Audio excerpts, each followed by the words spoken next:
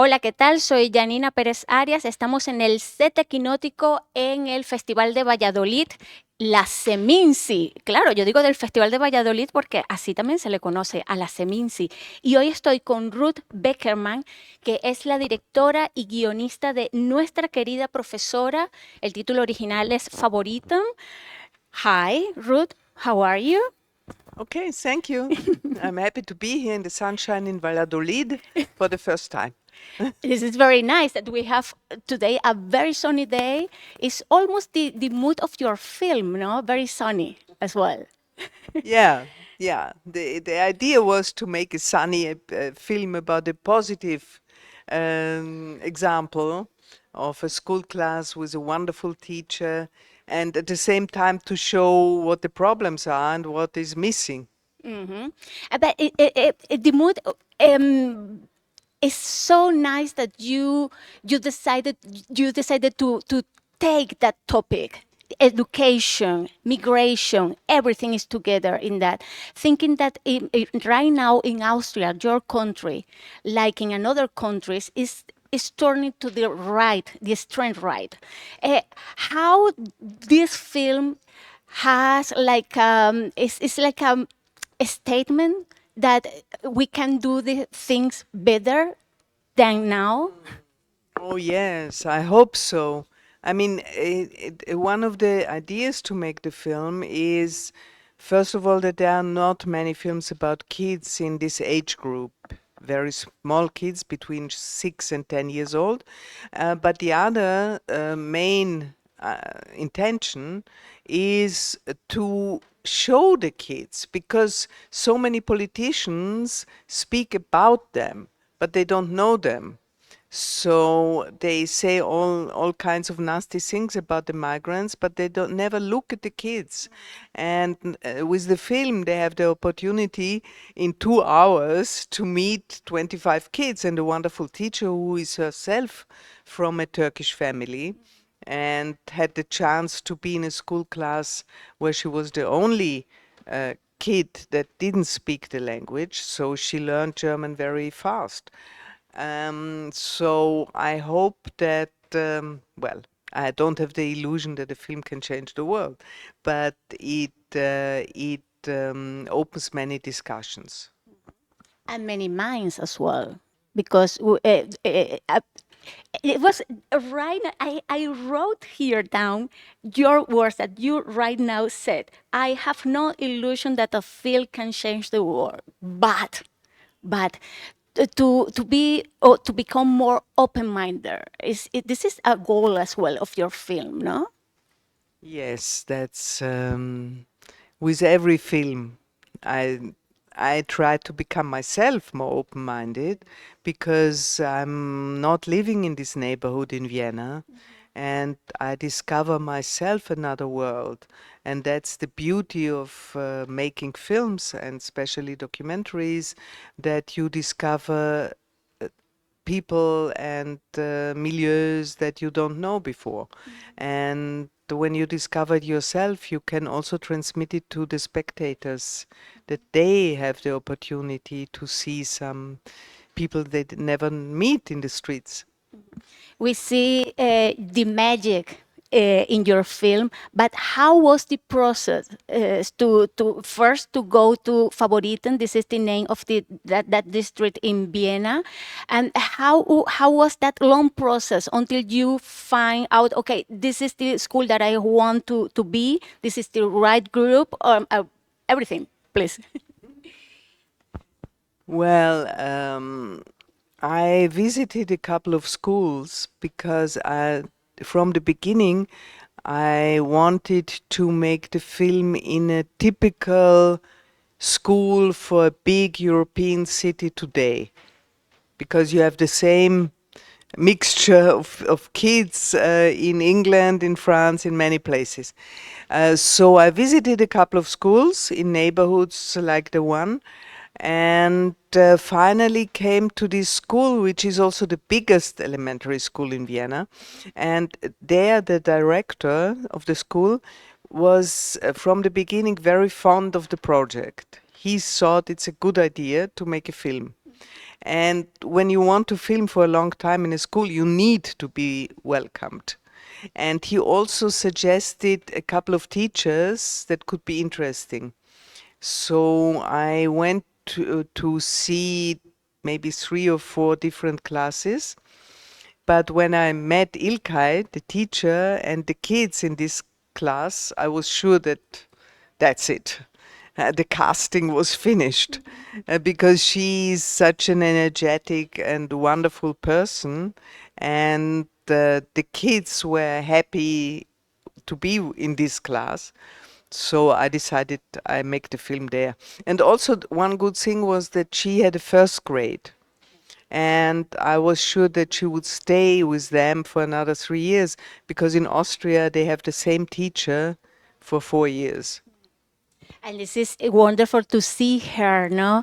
And you know, the title in Spanish is Nuestra querida profesora, our dear teacher, and she is like a example that education can do many good things, no?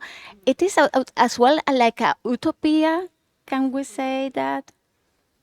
Yeah, I think she could be a teacher of the future because she comes herself from a migrant family, and of course it's a matter of personality also. She's a strong character and she's not afraid. She's not afraid to discuss with the kids and to also make conflicts open, not to just say, okay, let's continue with mathematics, but she stops what she wanted to do in the curriculum to discuss with them. And this is rare, and this is, I think, a lot also a matter of personality. The other kind of magic is how, please, Ruth, how did you manage to disappear with your crew in a room full of kids? Well, I was sitting in a corner of the room, hiding, and my director of photography and the sound engineer had to do all the work. And they were moving around. The director of photography was on his knees or on a wheelchair because he had to be the same height as the kids. And for the sound engineer, it was really a challenge because you never know which kid will talk next. So he had with the boom to be here and there. And I wanted many close-ups, so they had to be really close to the kids. The film was shot on camera on the shoulder, handheld camera, so they were fast moving, but it was quite a challenge, I must say. And we can see as well in the film that you have like a sort of a kind of interaction with some kids. You speak to them, or you ask something. It was from the beginning your idea. I didn't make any Yeah, interviews. no, No, no no, no. interview. So like you, when, for example, when they became the marks, you ask, "Are you sad or something like that?" Or it wasn't you. Yeah, that was the only time when I asked something Yeah. because I didn't make any interviews in the film, but I gave the kids the cameras and they interviewed each other. But it's more direct cinema. But in the end, when they got the reports, I couldn't hold myself back, couldn't hold back and ask them, how are you? And yeah. Ruth, how did you manage as well? Because you have, in a way, you have to be, or to not objective, but to be like a back. No, it's very. I can imagine it's very difficult not to be involved, not to be like to have that kind of connection with the kids, thinking that you were there for during many years, 3 years, no? How can you manage uh, to do like not like a work, but to keep distance, the distance of the director, or is not that possible? Yeah, it was the first time for me to work like that, because usually I'm near to the camera person and I'm more involved. But in this case, I decided that this is the best way. And I mean, we had also time in between.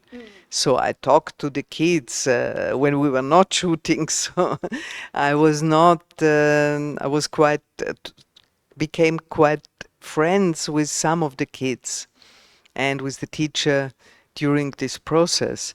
And sometimes we invited the whole class to go for an ice cream. So we were in touch with the kids. But for filming, I decided that this is the best way.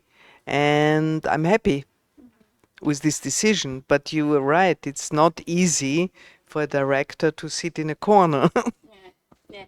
How can this film, or how, yeah, how can your film find a place in the landscape of the Austrian film industry? Well, it's released already since 4 weeks, and it's amazing. I mean, so many spectators, so much press, many politicians speak about it. There was a special screening for the mayor and his collaborators in the mayor's office, and we had a premiere with the president of the republic. So it's really very well received, and there are many, many discussions. And the teacher is very much involved in the discussions because she's a very political person also. She's active in the union and she's not afraid to speak out. You are part of the, or you were in fact one of the of the founding members of the Austria Documentary and Filmmaker Society.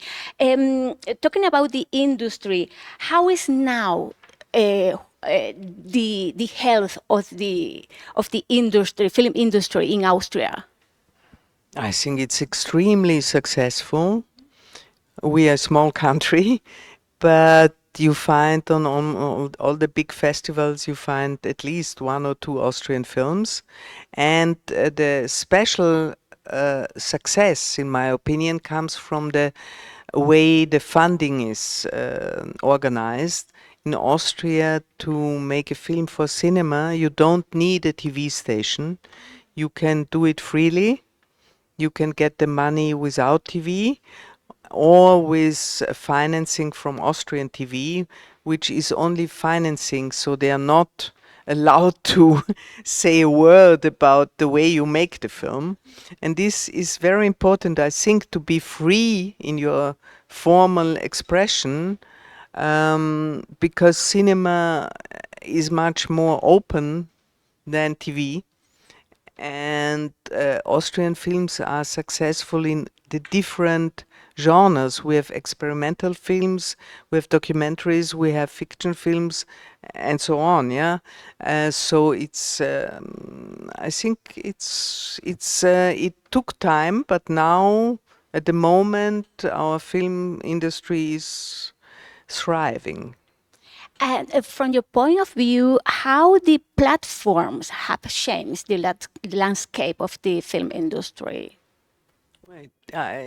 They do, but I'm not so much involved in that. I mean, I know they exist. I mean, my films are also on some platforms, and it's good, but I hope that people still go to see films on the big screen.